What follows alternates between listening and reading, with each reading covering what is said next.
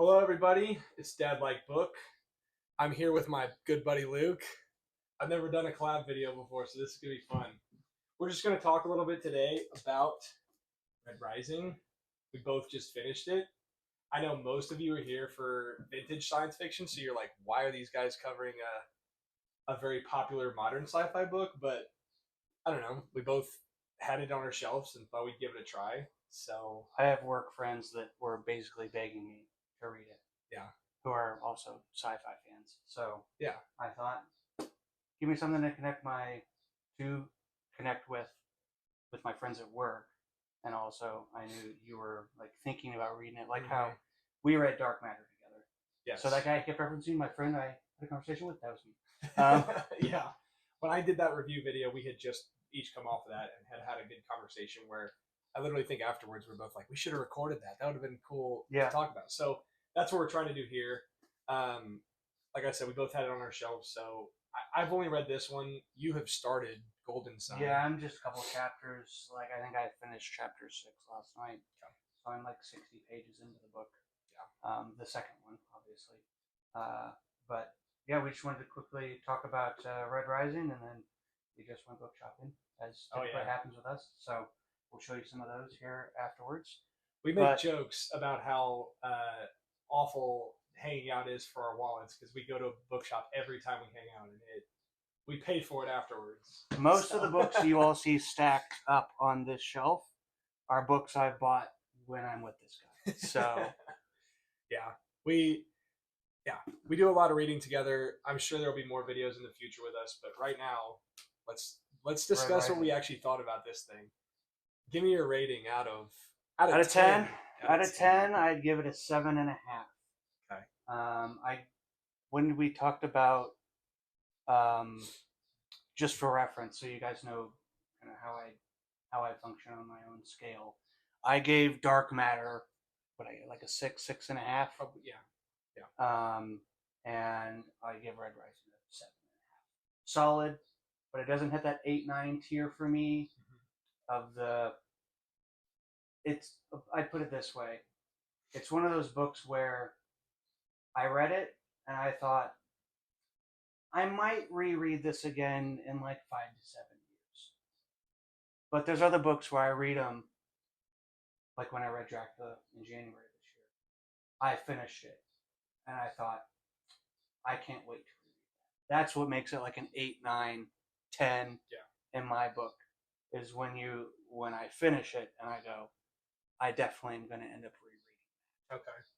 So this is below that. It's still solid, but it doesn't hit me in the way of, I think I'm missing something here. I don't know if I caught all the themes. Mm-hmm. The style was so interesting that I have to, do it again just because of how intricate things are laid out. Or like Annihilation would be another good example of this, where like stylistically the prose of it is so unique and interesting in its own way that I would read it just for the experience of reading it again. Okay. So it stood out enough for you to want to, like, your scale of how it's directly correlated to how much you want to reread it. Yeah. Okay. Because that's what's interesting is I don't think my scale is out of 10 would be tied to, like there may to be that, like a, sorry, this is not about me, but a book where it's like very, very solid, but not one that I think necessarily would reread on an often basis, would be Fight Club. Like I think Fight Club is a really phenomenal book. It's really unique. I think it's doing some really interesting things literarily, but also in its commentary. Okay. But it's not a book where I think, man, I'm definitely going to reread that every couple of years. Okay. But so that would probably be like an 8.5 for me. Okay. So it carries more weight for you. Like that rereading experience. I got you. I think I would give it. Did I tell you an 8? I think mine was just a solid 8. I think you said an 8. I think, and again, there's a lot of people that probably have subscribed to this channel that have only heard me talk about like stuff pre-2000, pre-1990 even, that are like, I have no interest in Red Rising.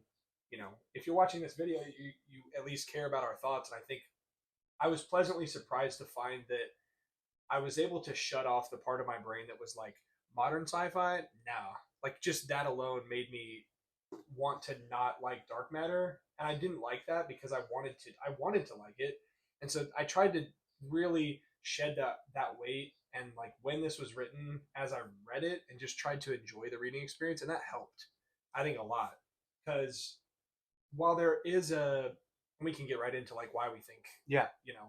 I think mine would be an 8 out of 10 for prose being it was fun to read. Like I think people who are used to a slower pace, less action, who like that sort of thing, probably wouldn't like this as much. This has a lot of fast pace, quick. The chapters are very short. Yeah, They typically end on a cliffhanger. mm-hmm.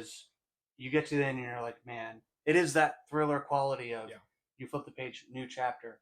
Oh man, I need to know what happens next.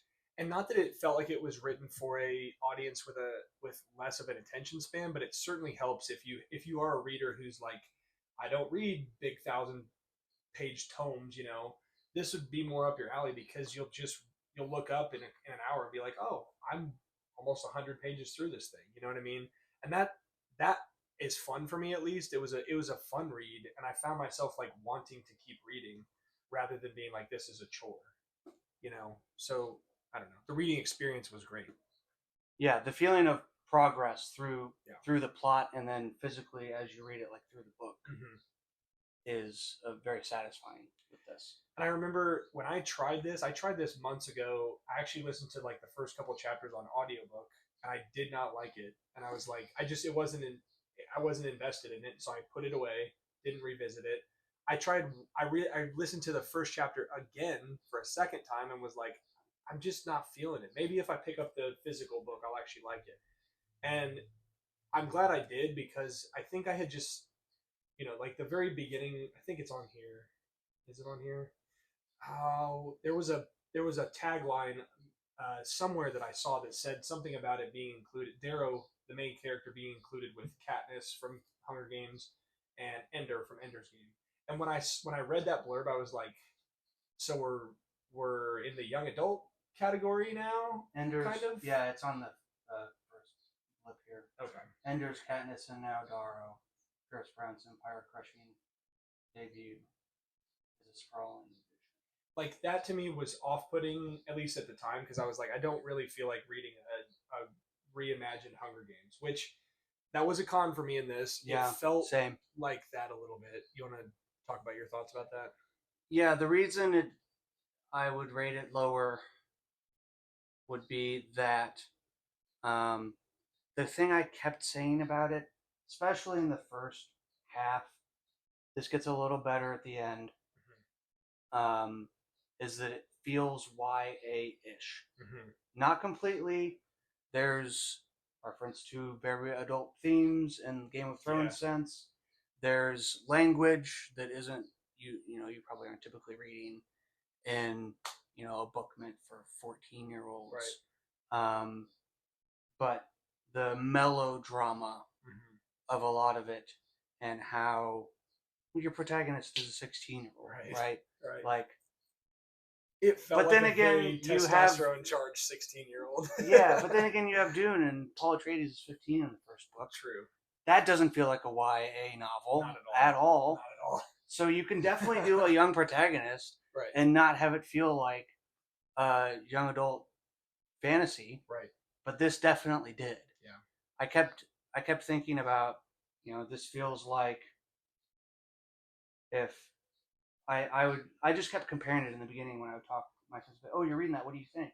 Like, well, it's kind of like if Harry Potter and Hunger Games had a child. I told you Percy Jackson. And Percy Jackson, which I haven't read. Yeah. Which is a young adult, very young adult series. And then later, when he was first doing his training as a undercover don't say. Well, spoilers if you haven't read it. Stop the video here. I always try to do that so they don't. Okay. Go ahead. In his training. Yeah, in his training to go undercover as a gold. I texted one of my friends from work, and I said, I got to the part where it's Django Unchained in space. Meaning, he's like a slave who is going undercover with a group of people that have taken them under his wing to like go and exact revenge. Right. And The Trojan yeah, horse. it's Django Unchained in Uh-huh. space. Yep. Like, I don't know what you want me to say. And it wasn't a criticism. It was just like, this is what this reminds me of. Yeah. So most of the book, whether it was the YA quality, the melodrama, or the like stages in the story, and this isn't a bad thing. It just followed those structures, and it does it well. But it keeps doing it in a way that reminds me of something else, and being like, yeah, but I kind of like the way that other thing did it better. Yeah, like bits and pieces from lots of different things you've either read or watched, adapting it a little bit and doing it like mixing it all together, a big old smoothie of all these things, which is like it's not bad, but it's also like you said, those things that you can identify that he took from other things, other works of fiction, those were done at least better in your perception. That feels watered down when you read it in here. I think the way he saves a lot of this is in the end. Yeah, I really do. Ending like what part? Like the very end. Okay. Like the very end. How he sets up the next book, meaning yeah. Well, that is an interesting thing for those of you that have read this, like and have read beyond Red Rising. Sorry, you've started Golden Sun. Let's also make this clear in how the book is structured. Yeah. Most of the book, I just talked about things in comparative wise for the setup of the story. I think to speak a little bit more positive, so people don't just think I don't like it and don't like when it reminds me of something else. The thing I thought that was really good was at the end of the first section when, spoiler alert, his wife dies. Yeah. And to the end. Yeah. Literally part one. Yeah. There's Helldiver's the first part. You're talking about. Yeah. He's setting up the world, setting up the tension between the different classes. The colors. And his wife dies. She gets hung, and he has to help hang her. And the way he brings back that line about, the gravity and strong, and if you have to help by pulling the legs. That's so good. It's really good. So good. Yeah. And then he dies. Yeah. Right? Yeah. They like bury him. Yeah. Right? He gets hung. Yeah. And gets because he was going to bury her, right? Yes. He wanted to bury her. That's not allowed. They were going to kill him. They killed him for that. Yeah. Yes. And then he gets this chapter's called Lazarus. Yeah. He gets resurrected. Yeah. And then enters in, and it's like, of course the hero has to die and get resurrected to enter into this new life. That's how it works. Yeah. But I guess my point being, like, I loved that. Well, that's pulling on very deep mythological, symbolic structures. That's not just reminding me of Hunger Games, not just reminding me of Django Unchained in its plot elements. It's pulling on something more timeless. Yeah. And something that's like, to do this right, you kind of have to have this thing occur here. For his character to be who he is. It gives way to some of the actions that happen later. Did you feel like, this just popped into my head when you mentioned the title of that chapter called Lazarus. Did you feel like some of the names for everything were too on the nose and too trying to be cool Reddit guy that's like, the Jackal and all of the names of the houses being the names of Roman gods. So there's Ares, and it just sounds, it's almost like he wrote some of this just purely named it because it sounded cool. And I'm not just like saying that that's not okay, but did you get that sense when you were reading it? No, because I did. I like that. Again, I think he's just pulling on something that's deeper, something that's older, something that's a better reference. That's I'll give my one big critique on the plot real quick as to. Go ahead. You go ahead. Finish my point. So, like the end of the first part, love that part. That part, I was in after that. Okay. And then it gets to like the plot that they have about here's how we're going to infiltrate. That was fun. Most of the book is the Institute. Is the Hunger Games. Yeah. That was way less interesting to me than this other stuff. Yeah. Now maybe those of you that love the book and read it are like, well, but you're missing da. Tell me in the comments what I'm missing, please. Let me want to reread it. And so that I listened to most of it. Okay. Like on the way to work or on my lunch break, I would be listening to that while I ate or while I took a walk. Mm-hmm. And so I didn't get to literally sit with it as long as I maybe should have. Mm-hmm. But there was just so much stuff that happens in that institute section. I don't know if I caught everything. Yeah. I can maybe talk about the grand sweeping things that occur. He establishes a lot of names, a lot of houses, a lot of there's different factions warring with each other for different reasons. There's a lot of battles. Yeah. There's a lot of fights. And most of them are done well. Yeah. They have like a siege element in one portion that's really cool. That was great. Out of the horses. That was great. Really cool. The fighting when big ol' what's his name that ends up dying. Not Titus. Was it Titus? The big guy who ends up dying. Who was the red? No, the other guy. Okay. It's the big guy. The one who's he's like the duo to Mustang. The girl. I don't remember. His name starts with a T. Forgive me. But when he goes in and he's like the big central guy who raids and they all like fight off of him. I thought that was super cool. Yeah. That's when he captures like House Apollo, I want to say, or something like that. Anyway, but you're right. The amount of battle sequences in that whole section of the Institute, it makes up the bigger chunk of the book.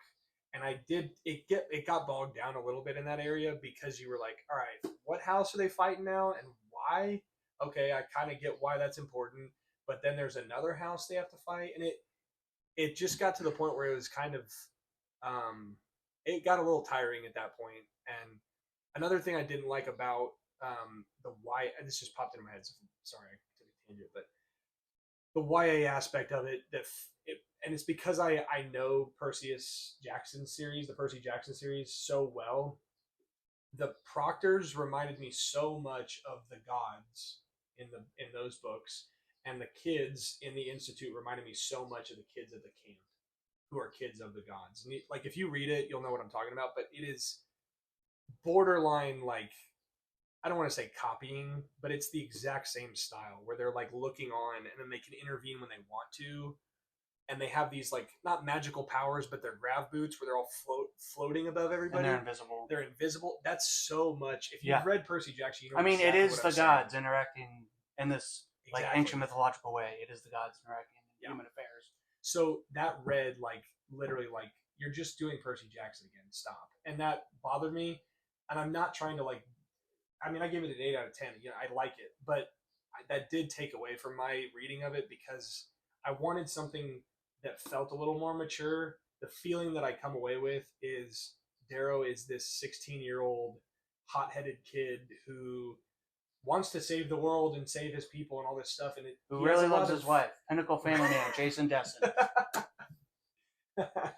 That's a Dark Matter reference for those of you that have. That'll be a very specific kind of person that gets both of those jokes. Pinnacle family man, Jason Desson. No, he's 16 and he references his wife so much. Sure, I mean, I get it.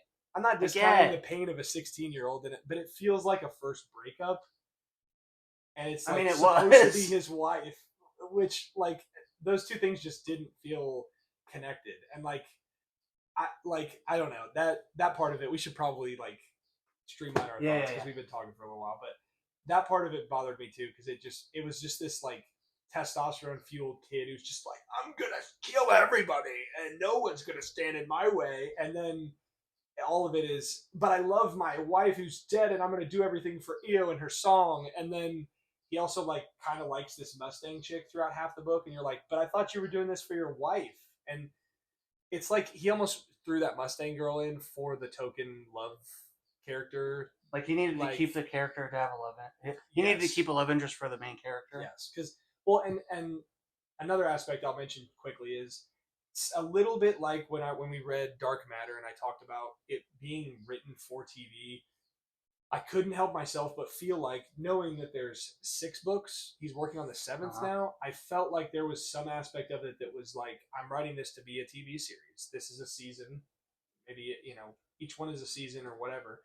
And it read like that, and I didn't like that I was reading it through that lens because I don't know if he wrote it like that. I don't want to assume. To be fair, if we get a Game of Thrones style Red Rising series, I will be watching. I would not be mad. No, I'll watch it, and I'll probably That'd be be like, cool. I'll be like, yeah, all right.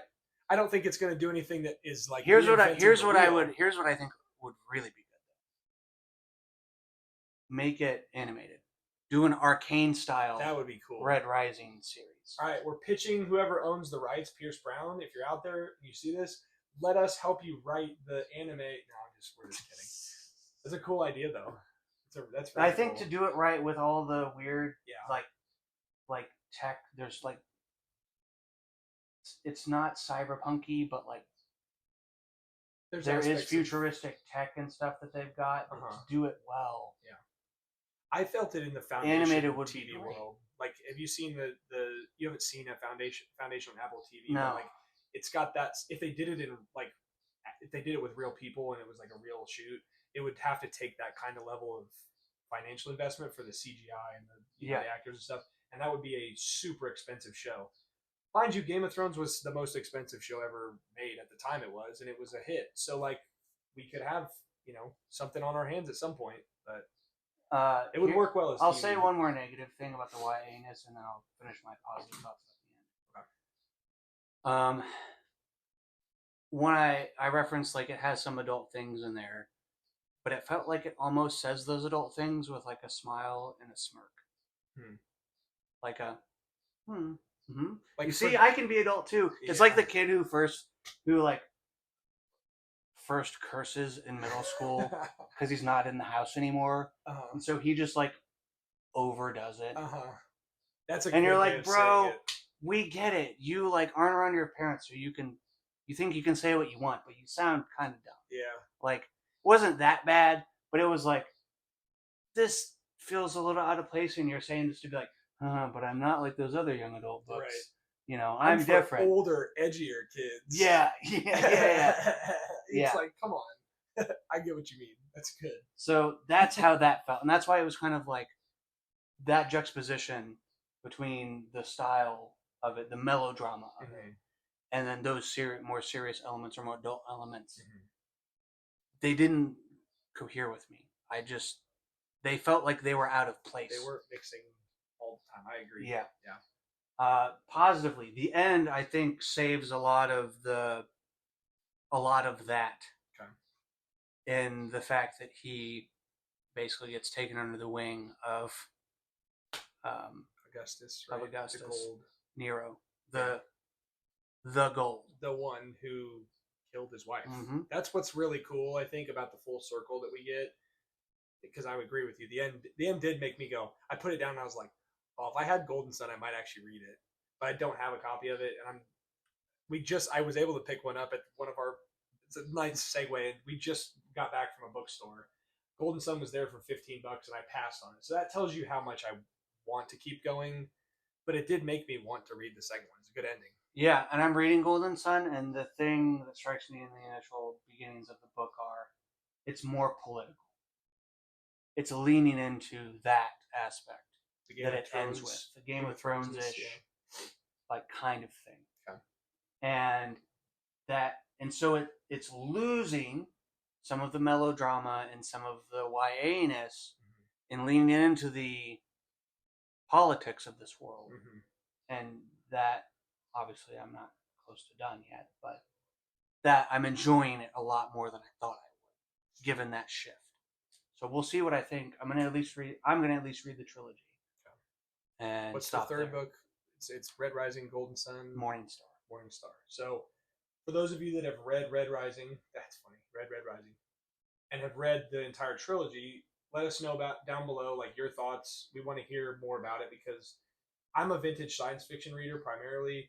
Luke, you read a lot of different stuff. Like, I read literary fiction and theology. That's mainly what I read. Yeah.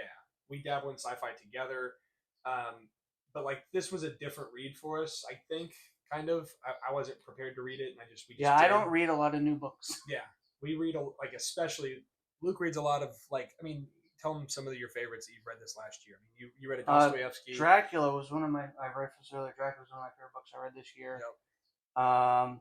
I read Crime and Punishment this year. That was really good. I read The Brothers Karamazov. That's one of the best books I've ever read. That one I definitely need to reread because I didn't understand it all. Yeah. You'll see in some of the stuff I got today, kind of what I'm on.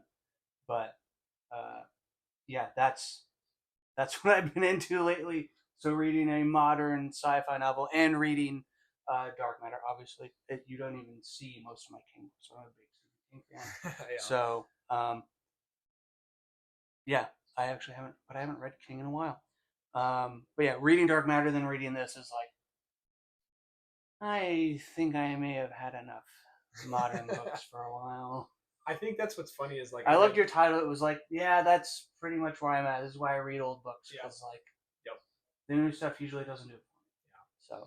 So if for those of you that have watched the Dark Matter review and this now, you get where we're coming from. But if you have thoughts on this and why we should read the other ones, or if you have other adjacent books that we should read, let us know down in the comments. We're really interested to hear that because we dabble in different genres, and this was a chance for us. So hopefully we got a few of you who might not normally click on a video of mine that we can have a good dialogue on it.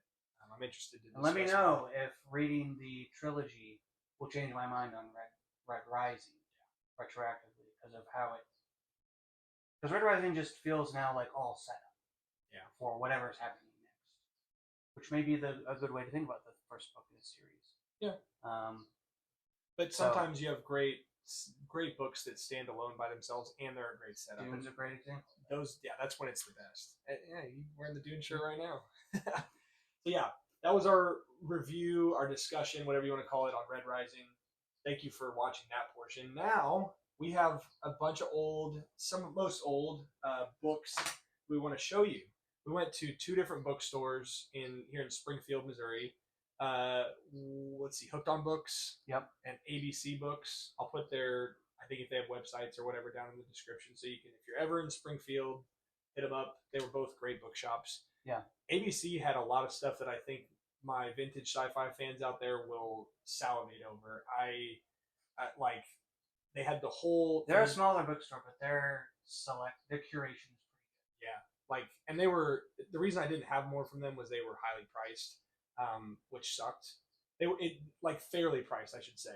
I'm more of a deal hunter where unless I really want a book, I'm at the point in my collection where I can't justify spending another $100 just because they're cool. I gotta want them if they're priced fairly. So I passed on a lot, but it was we had a great book haul day.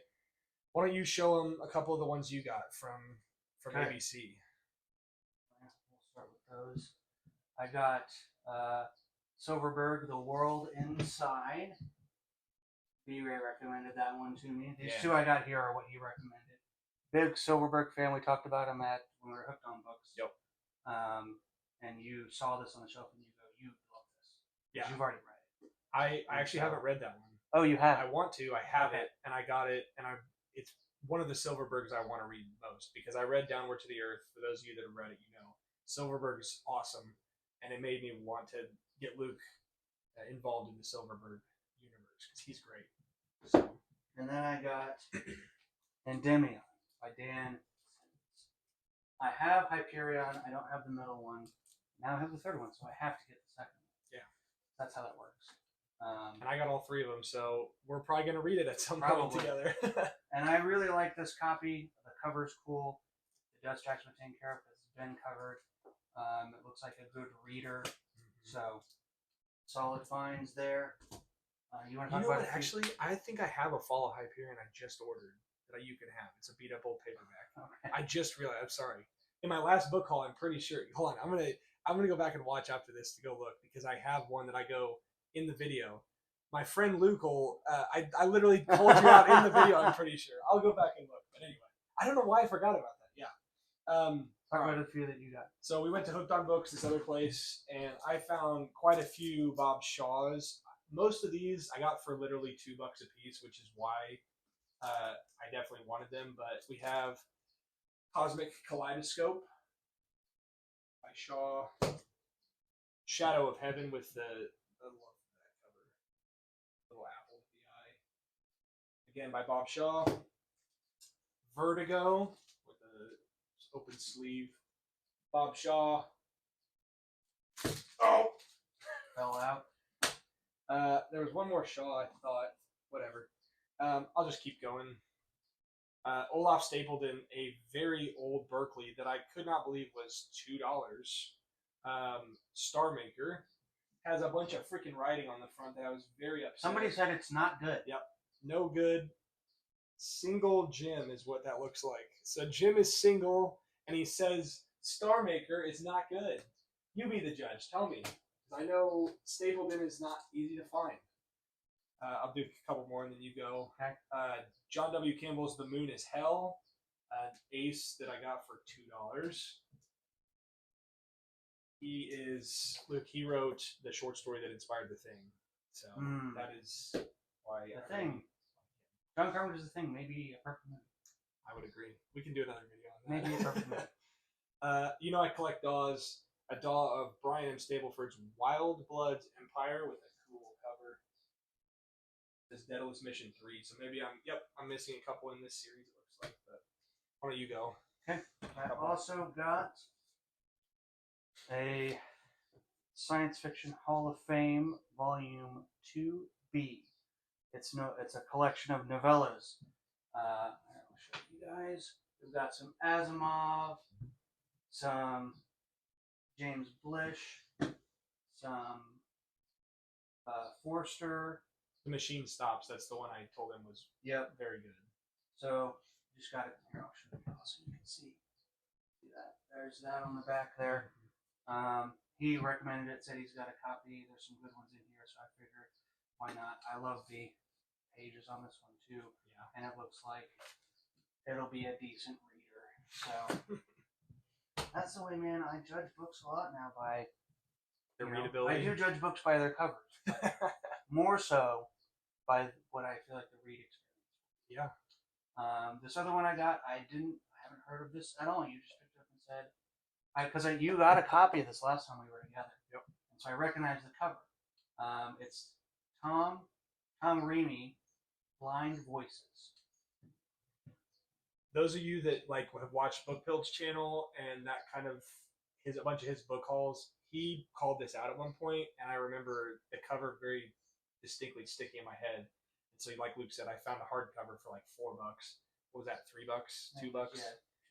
So it's like, I don't know. When you see books that are very uncommon like that, it's like, if it's that cheap, just What got me was the blurb. The blurb says, Not since Bradbury has a fantasy author so captured the dark heart of Midwestern America.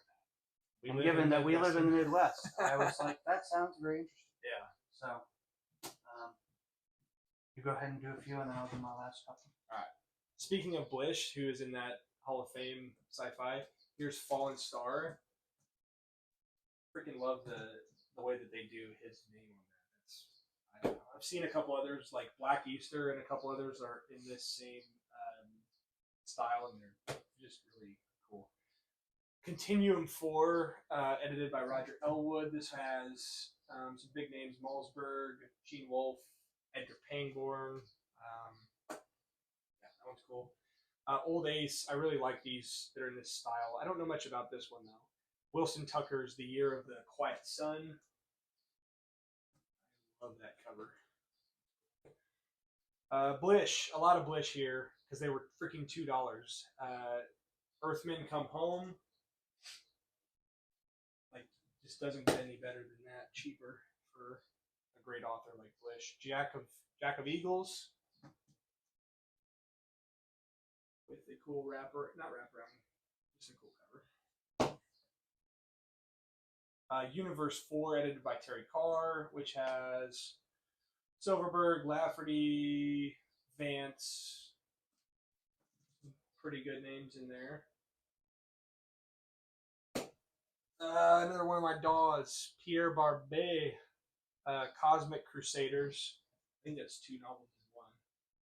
A Doll Books double. Speak of the Devil, Bob Shaw again with the Wreath of Stars for $2. I think this whole stack was like $30, and you just can't beat that. And then a book I don't even know if I'll read, but it was $1 outside. The very divisive The Sparrow by Mary Doria Russell, which I have heard many people talk about. I know Bookpilled has said he hates this book, and other people have said this book is just it's filled with dinner parties. That's the whole book. I don't really know. Okay. It's a nice trade paperback that, like I said, I got for $1. So if I end up ever trying this book out, I have it now. So pretty good book haul for myself. What are your last two that you got? My last two, they're fat boys. I got Patrick Rothfuss, Name of the Wind, in a nice trade paperback size. Oh, That's look at nice that reader. as a reader, dude. I have a very crappy mass paperback version of this. I found a copy like this one of the second book, which is, I'm going to forget it now. Last time we were shopping, and so I figured I'd get the companion to that. I have heard, tell me in the comments, I've heard from many people that Name of the Wind is way better than the second book. And he's apparently doing a Martin where he's promising us a third book and never written it. So we'll see. But let me know in the comments what you think. Is Name of the Wind way better than whatever the second book that I can't remember right now is? It's published by Doll. And what are your thoughts? That's cool. Should I go ahead and read it? I have 2 copies. The other book I got was a book by Alexander Solzhenitsyn. It is August 1914. It is, most people probably know of Solzhenitsyn from writing The Goat Archipelago, but this is a novel set in the beginnings of World War I.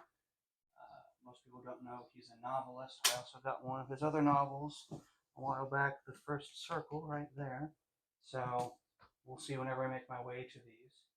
But yeah, I think he's a very fascinating historical figure, a really interesting writer, and we'll see. So it was $7.50. I thought, why not? $7.50. I like the way you put that. Not $7.50. Just give me a $0.50.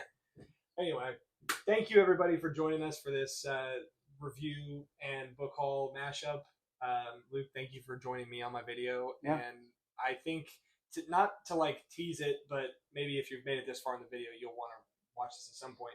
We talked about doing maybe a crossover at some point about the Space Trilogy by C.S. Lewis. Mm-hmm. Sci-fi, vintage sci-fi. Luke has a channel about C.S. Lewis. You want to plug it? Yeah, I'll plug my channel. It's called the Belfast Podcast. You can put it in the description. Sure. Me and my buddy Daniel, we do videos about theology. We're both, well, we were master's students, now have master's degrees in theology.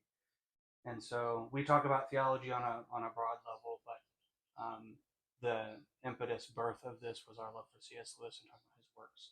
Yeah. So we do some of that in there, and I figured that given that the Cosmic Trilogy, as a lot of people want to call it, or the Ransom Trilogy, is a work of science fiction, and I think a very good work of science fiction, but also has some very deep theological things going on there. Would be well worth reading together, and the perfect thing to talk about together, given our respective channels' subject matter. So stay tuned for that. Either I don't know how we're going to do it yet, but go subscribe to Luke's channel. Give him a watch and see if you're interested in that kind of content. He does great work. Again, thank you all for tuning in. Appreciate you watching, and we'll just see you in the next one. So anyway, thank you.